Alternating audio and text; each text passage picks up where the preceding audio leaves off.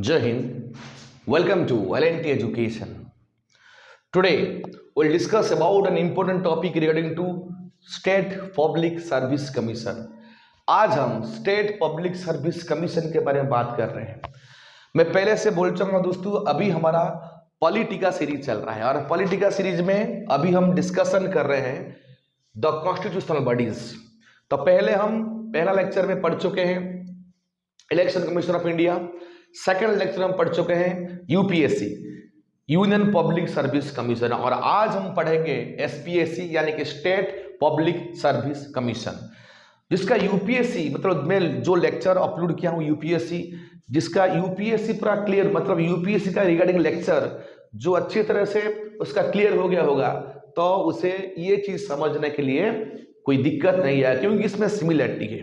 तो guys, this is a big initiation from L&T Education. Please like our channel, subscribe our channel and share all these videos to your friends so that they will get the benefit, okay, and it will helpful for their upcoming examination.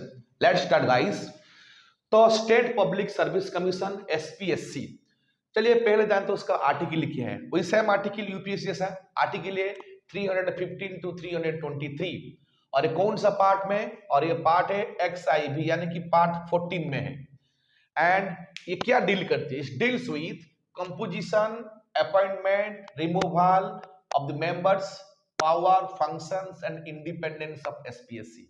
Yes, ये article और ये part constitution में जो दिया गया है वो deal करती है कंपोजिशन, मींस एसपीएससी में कंपोजिशन क्या होगा, अपॉइंटमेंट कैसे होगा, अगर उसका चेयरमैन है और अदर मेंबर को हम कौन सा ग्राउंड में रिमूव कर सकते हैं, उनका पावर क्या होगा, फंक्शन क्या होगा और उनका इंडिपेंडेंस क्या होगा, इन सब के बारे में इधर जिक्र किया गया है। Let's know about his composition. अब चलिए जानते हैं उसका कंपोजिशन क्या है। कंपोजिशन सेम चीज, chairman and other members. Yes, उधर क्या था यूपीएससी में जो मेंबर थे ना वो 9 to 11 तक था, मतलब 9 से 11 तक हो सकता है, और उसमें एक इंक्लूडिंग क्या होगा, चेयरमैन। इधर तक चेयरमैन रहेंगे, पर जो अदर मेंबर हुआ वो this is not exactly prescribed in the constitution, वो एग्जैक्टली मेंशन नहीं किया गया है। और उसका देखो उधर अपॉइंटमेंट कौन करते थे, उधर अपॉइंटमेंट करते थे द प्रेसिडेंट ऑफ इंडिया। किसमें? यूपीएससी में। इधर as you are going to work under state government, that's why you are appointed by the governor of the state. Suppose आप उड़ीसा स्टेट में आप एसपीएस में काम कर रहे हैं, यानी कि आपका जो अपॉइंटमेंट कौन करेंगे, हमारा जो गवर्नर साहब है गणेश लाल जी, वो अपना क्या करेंगे, आपका अपॉइंटमेंट करेंगे। उधर क्या था, राष्ट्रपति करते थे अपॉइंटमेंट। ये क्लियर हो गया? ओके। द सीयूआई मतलब constitution of India. Constitution of India does not specify the strength but it is left the matter to the discretion of the governor.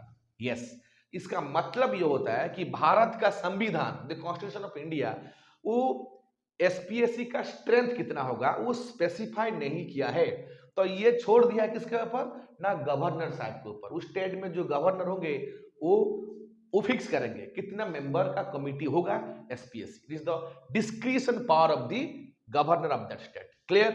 Next point, qualification same चीज, no qualifications are prescribed.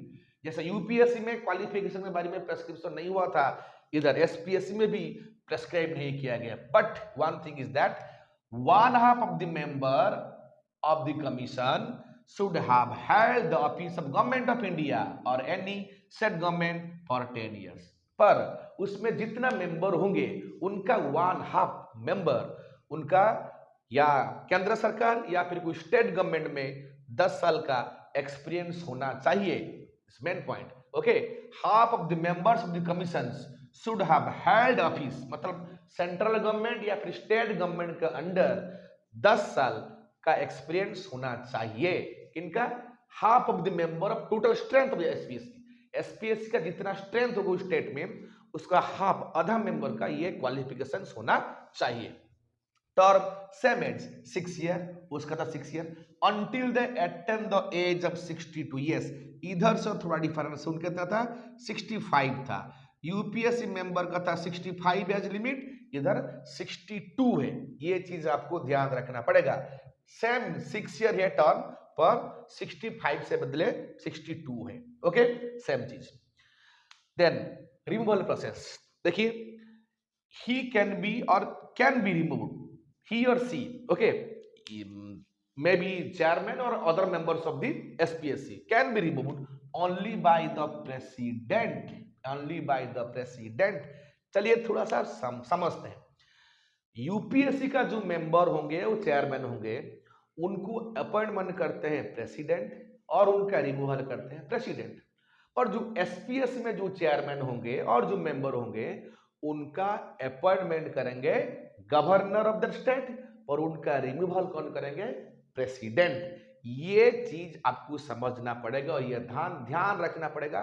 कोई भी exam में ये पूछ सकता है, अगर पूछेगा तो नो कंफ्यूजन, आपको इस तरह से आंसर लिखना है।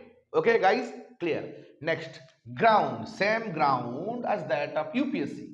जो यूपीएससी का ग्राउंड था उसी सेम ग्राउंड में हम एसपीएससी का चेयरमैन और मेंबर को हम रिमूवल कर सकते, हम नहीं, प्रेसिडेंट साहब करेंगे। क्या था? Insolvent, paid employment outside the duties, unfit to continue his office.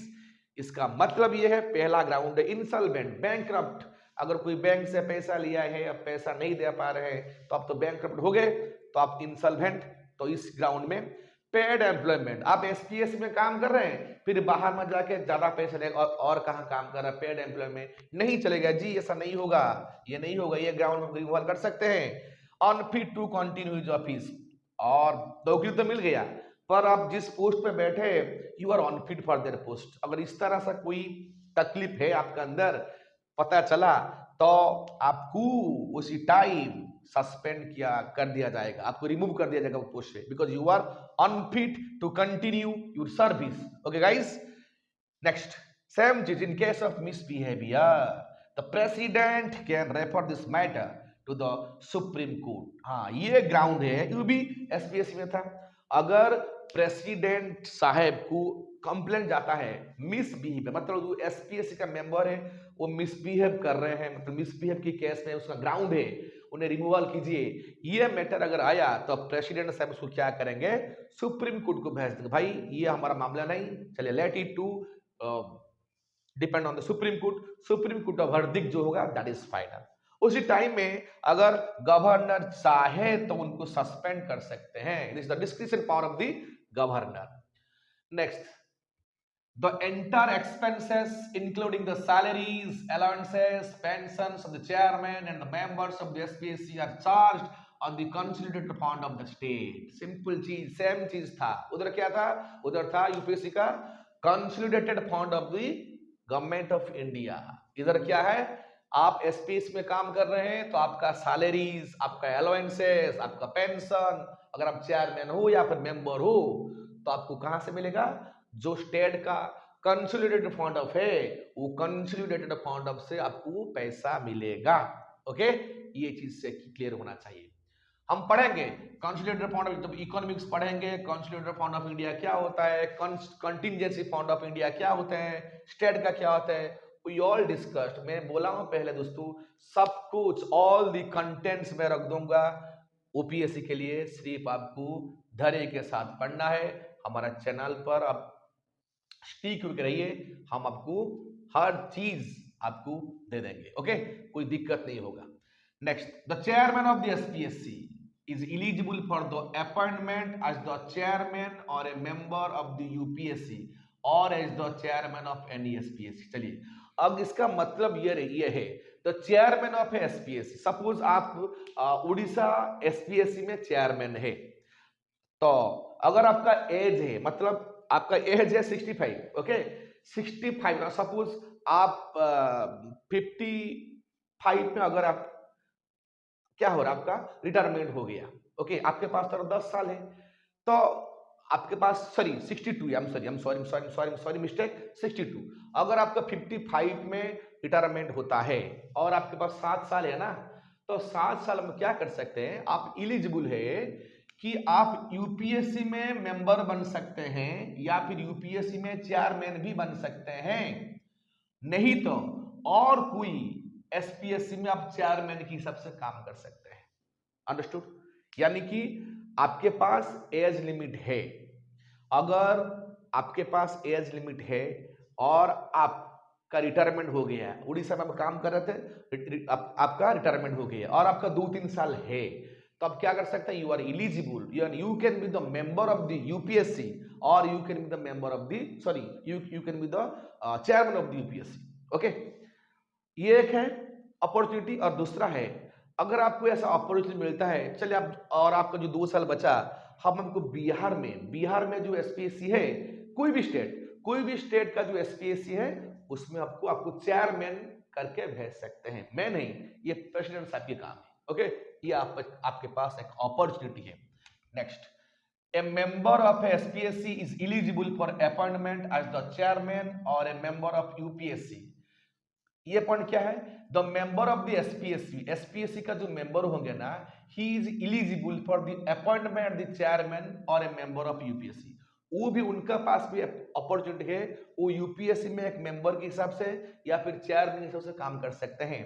और as the chairman of the SPSC, अगर इसमें आप इस एसपीएससी में आप मेंबर है तो आपका प्रमोशन होकर आप उसमें चेयरमैन भी बन सकते हैं। और एनी अदर एसपीएससी, और कोई अलग सा स्टेट में जो एसपीएससी होगा उसका भी आप चेयरमैन बन सकते हैं। Okay, but not for any other employment under the government of India state.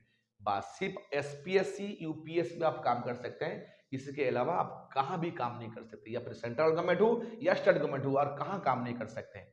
Next, the chairman or a member of SPSC is not eligible for reappointment to that office। आप chairman है और member है SPSC का, again आप same post में काम नहीं कर सकते। अगर आप उड़ीसा एसपीएससी का चेयरमैन है, ओके, और आपका 1 साल 2 साल बचा हुआ है, तो आप चाहेंगे मैं फिर दोबारा इस पोस्ट में काम करूंगा, नहीं कर सकते हो काम, यू आर नॉट एलिजिबल।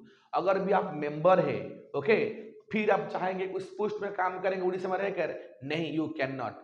आपके लिए दूसरा सोचा जाएगा कि आप कहाँ जाएंगे, यूपीएससी में काम करेंगे, आपके पास है ना अपॉर्चुनिटी है, या फिर कोई अलग सा स्टेट में जो एसपीएससी उसमें काम करेंगे, आप मेंबर होंगे, अगर आपका अच्छा परफॉर्मेंस है तो आपको चेयरमैन करके भेज सकते हैं। ये depends upon service conditions. Okay, यानी कि आप सेम स्टेट में सेम पोस्ट में नहीं रह सकते हैं। ओके, फंक्शंस सिंपल चीज, it conduct examinations for the appointment to the service of the state service के लिए जो एग्जाम होता है वो एग्जाम को कंडक्ट करता है। All matters relating to methods of recruitment to the civil servants and for civil post. जो स्टेट सिविल सर्वेंट है, जो स्टेट का सिविल पोस्ट है, इसका रिक्रूटमेंट का मेथड क्या होगा, सब मैटर के बारे में उनका फंक्शन वो काम करते हैं। Any other matters related to the personal management, जो अपना पर्सनल मैनेजमेंट है तो उसमें भी वो काम करते हैं। ये 3 फंक्शन आपको याद रखना पड़ेगा। क्या है, और एक बार मैं रिपीट कर रहा हूं, it conduct examinations for the appointment to the service of the state government का अंदर जो आपका एग्जाम होता है, ओके, जो आपका पब्लिक सर्वेंट का एग्जाम होता है, वो एग्जाम को कंडक्ट करते हैं। All matters relating to the methods of recruitment का कैसे होगा, रिक्रूटमेंट का प्रोसीड्यूर क्या होगा, उसके बारे में भी वो काम करते हैं। और any other matters related to the personal management, उसमें भी वो फंक्शन कर सकते हैं। चलिए क्विकली और ये 4 पॉइंट रहा उसको डिस्कस करते हैं।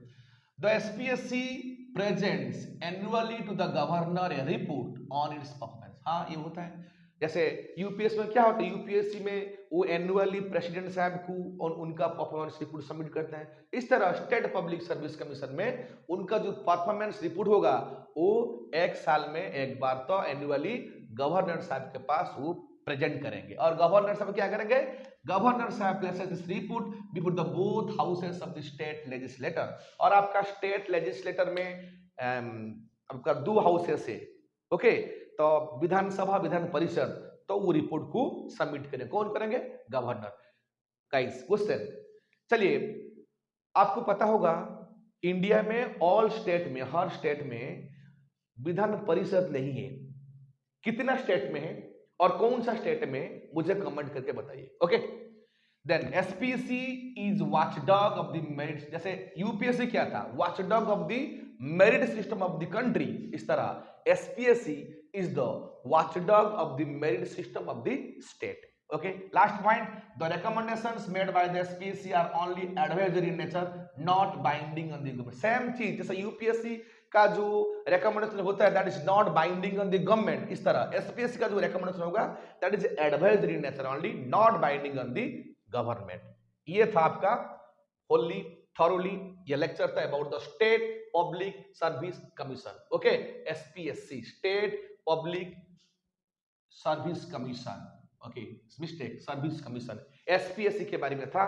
ये कैसा आपको लगा प्लीज हमें कमेंट कीजिए। और आपके लिए और एक बार बोलता हूं क्वेश्चन क्या है, मेरा क्वेश्चन ये है, सवाल ये है कि इंडिया में हर स्टेट में आपका जो विधान परिषद नहीं है, तो मेरा क्वेश्चन ये है कितने स्टेट में है और कौन सा स्टेट में है, ये आपका सवाल है। तो this is all about the SPSC. तो आप इसको एंड तक देखिए, लाइक कीजिए, शेयर कीजिए, सब्सक्राइब कीजिए और खुश रहिए। जय हिंद।